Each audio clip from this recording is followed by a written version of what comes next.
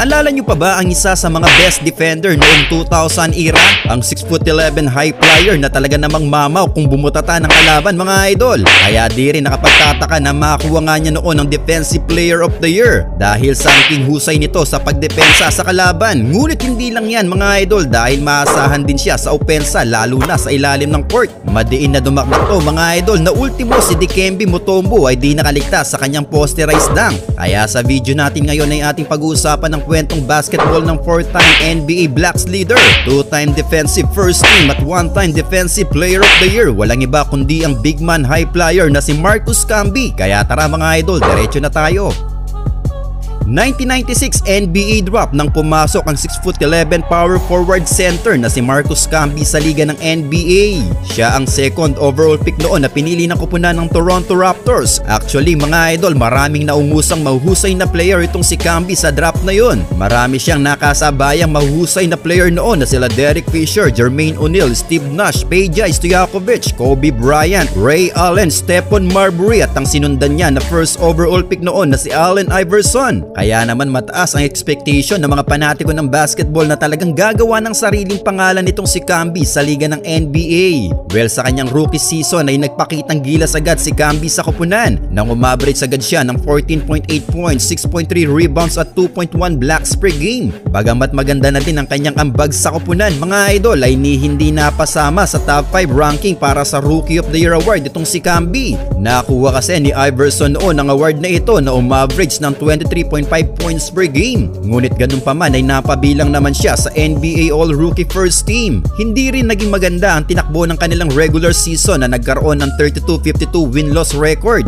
na pumesto sa 12th seed. Wala din kasing mahusay na scorer noon ng Raptors mga idol na makakatulong sana ni Camby kaya hindi sila nakapag-qualify noon sa playoffs. Actually, hindi lang sa kanyang unang season na hindi nakatawid ang Raptors sa playoffs mga idol, mas naging worse ang kanyang pangalawang season. Pinamunuan man niya ang liga noon sa Blacks leader na nagkaroon ng 3.7 blocks per game ay naging delubyo naman ang tinakbo ng kanilang regular season. Matapos nilang makuha ang worst record sa East nang pumesto sila sa pinakababa na may 16-66 win-loss record. Well, ito'y dahil sa hina na din ng kanilang roster na nasabayan pa ng pagkakaroon ng injury noon ni Camby. Kaya sa sumunod na season lang, 1998-1999 season nang mag-rebuild ng roster ang Raptors at kasama itong si Camby sa trinade ng koponan. Na-trade siya noon sa koponan ng New York Knicks kapalit ni Charles Oakley, isang veteranong player ng Knicks. Well, dito sa koponan ng New York Knicks mga idol ay nakasama niya sila Latrell Sprewell at ang big man na si Patrick Ewing. Isang top contender ang nalipatan niyang koponan mga idol at dahil may mahusay na sentro na ang koponan ay pinwesto muna itong si Camby bilang backup center ni Patrick Ewing. Kaya biglang baba din ang kanyang output na umaverage lang ng 7.2 points, 5.5 rebounds at 1.6 blocks per game. Pero ganun pa man mga idol ay naging maganda naman ang resulta nito dahil sa unang pagkakataon ay makakalaro nga si Camby sa playoffs. Napakaganda rin ang tinakbo ng kanilang playoff game mga idol. Sa round 1 pa lang nang tinaob nila agad ang Miami Heat. Pagdating sa semis nang walisin pa nila ang Atlanta Hawks at sa Eastern Conference Finals nang pinadapa din nila ang Indiana Pacers kaya nakapasok nga sila noon sa 1999 NBA Finals. Well, dahil na din yan sa tulong ni Camby mga idol kaya sila umabot ng finals dahil umaverage siya sa kanilang playoff run ng 10.4 points per game, 7.7 rebounds at 2 blocks per game. Malaking tulong na nga yan sa koponan mga idol. Well, nakaharap nga nila noon sa finals na naghahari sa West ang koponan ng San Antonio Spurs. Kailangan nilang pabagsakin ang Twin Tower ng Spurs na sila Tim Duncan at David Robinson. Well, mukhang naubusan nga lang ng gasolina ang Knicks noon mga idol dahil kamuntikan pa silang mawalis ng San Antonio Spurs. Kaya nabigo nga dito si Camby na makuha sana ang kanyang unang kampyonato. Sa kanyang 4 na season na nakapaglaro para sa koponan ng New York Knicks ay hindi na naulit pa ang pagtawid nila sa NBA Finals. Hindi pinalad si Camby na makaranas ng kampyonato sa koponan kaya naman 2002-2003 season nang i-trade na naman siya papunta namang Denver Nuggets. Ang isa sa pinakamahinang roster sa mga panahon na yon mga idol dahil wala talaga silang pure scorer na player kaya nakuha nila noon ang worst record sa West na may 17-65 win-loss record. Kaya muling nakaranas si Camby na hindi makapag makapag-qualify sa playoffs. Pero sa sumunod na season lang, 2003-2004 season, nang madagdag na sa kanilang roster ang tutulong sa kanilang opensa, ito ay noong makakuha ng Nuggets si Carmelo Anthony. Sa tulong ni Melo sa opensa at sa mahusay na depensa ni Camby ay muling nakatawid noon ng Nuggets sa playoffs. Yun nga lang ay hindi sila pinalad na makarating ng semis dahil sa round 1 pa lang kontra Timberwolves ay napalaban na sila ng gusto mga idol. Muntik pa nga silang mawalis at tuluyan nga silang nalaglag noon sa playoffs.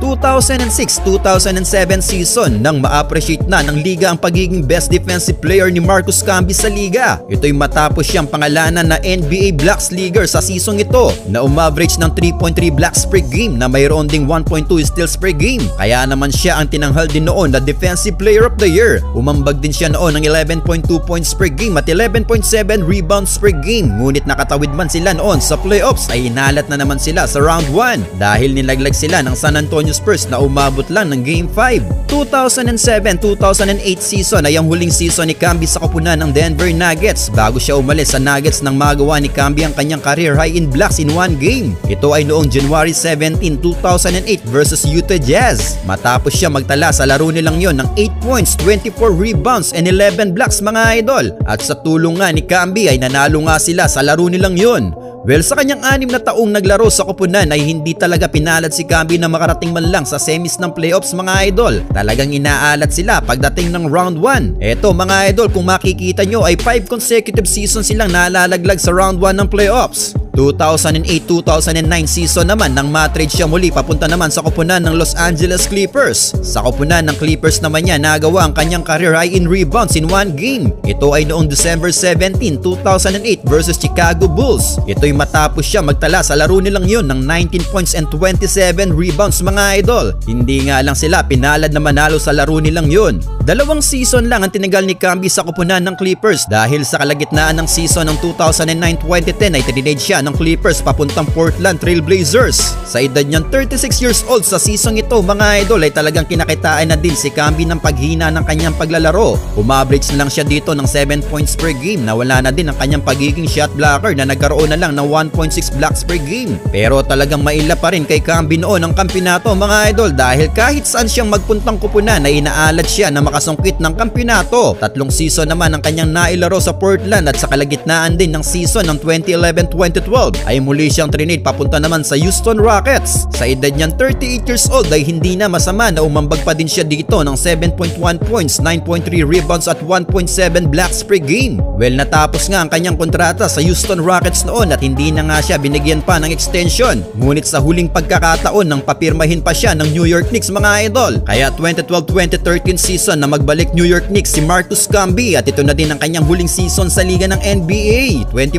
games lang ang kanyang nailaro na ginawa na lang backup ng koponan. Nagkaroon na lang siya dito mga idol ng 1.8 points per game, nakarating hanggang semis ang Knicks noon. Pero hindi na naman sila pinalad na matalo ang Pacers noon. Kaya sa huling pagkakataon ay nagretiro ng walang kampyonato itong si Marcus Camby. Well, kayo mga idol, ano ang masasabi nyo sa naging karera ng one of the best defender, ang high flyer big man noong 2000 era na si Marcus Camby?